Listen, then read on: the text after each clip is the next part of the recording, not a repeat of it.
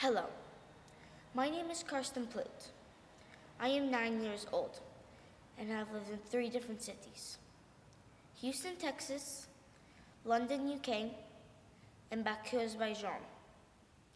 They are all quite big cities, located in different parts of the world, have different climates, different cultures, but one thing they all have in common is garbage.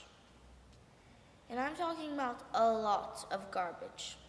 Those 3 cities combined would generate over 9 million tons of waste each year. To put that number into perspective, 9 million tons would be the 38th most wasteful country in the world. Bigger than the Netherlands, which has a population of over 17 million people. Since I moved away from Houston, Texas when I was 3, please allow me to share a bit more of my story in Baku and London about garbage. When I moved from Baku to London, I noticed they both had similar garbage problems, which surprised me. Considering in Baku, you don't see recycling bins along the streets. When you go to shops, you get plastic bags and don't have to pay extra for them. People seem to mostly drink out of single-use plastic or glass bottles.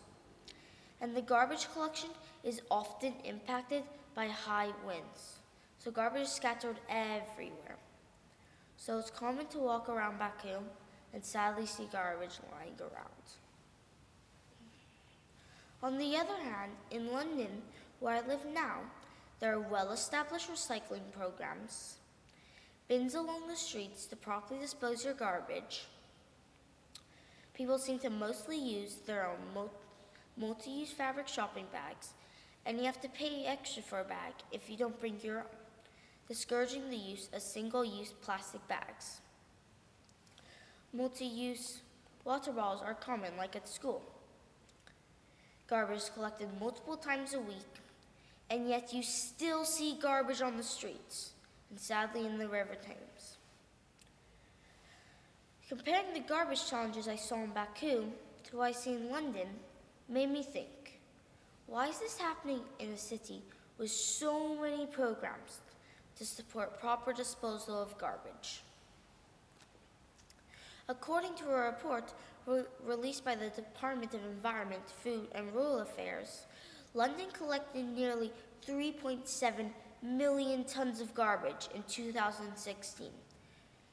To put that number into perspective, 3.7 million tons of garbage would be equal to over 625,000 elephants. That is a lot of garbage. As I walked along the River Thames with my parents, I noticed that many of the bins were full and not emptied frequently enough, so garbage often overflows. Also, because the bins are full, people just throw their garbage on the ground, and over time, the garbage ends up in the rivers and oceans. This is a big problem for London and our planet. As garbage enters rivers and oceans, especially plastic, it causes harm to sea life as they eat it.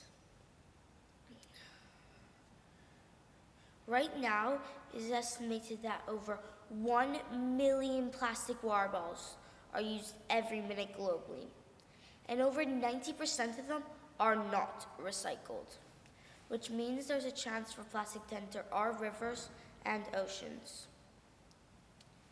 In fact, over 60% of the litter collected in River Thames cleanup projects are single-use plastic items. Since plastic has low density, it floats and collects on top of the water. Did you know once plastic enters water, over time it breaks up into tiny, tiny little pieces called microplastics? Microplastics are harmful to fish as they eat it. According to Big Blue Ocean Cleanup, our River Thames actually has some of the highest levels of microplastics of any river in the world, and over 1/3 of the fish in the River Thames contain microplastics. This sounds sad, but we can do something about it. Here are some things we can do about it. Let's talk about this problem and educate everyone about the impact a small action of dropping a piece of plastic has on the environment. The World Bank, unfortunately, expects global waste to increase by 70% by 2050 if we don't do anything. I'm hopeful that my talk can be part of that education process and make people aware of this global issue. Over the past year, we have shown how we can come together as a global community and address this COVID pandemic, so we know we can fix our garbage problems. Next, think about the plastic you use and waste you generate in your home. How about count how many pieces of plastic you and your family throw away or recycle in a week? Can you make some changes to reduce the number? For example, when I go grocery shopping with my dad, we no longer use plastic bags for our fruits and vegetables. Another thing you can do is reuse waste items as much as possible. An example for me is I like to play Lego, so I reuse jars and containers to separate and store my Lego pieces. Finally, we can all pick up litter when we see it and prevent it from entering our rivers and oceans. When you see a bin that's full, don't throw your garbage next to it, but carry that piece of garbage until you find an empty bin. These all may seem like small things, but if we all do them, they will add up and make a big difference. Thank you for listening.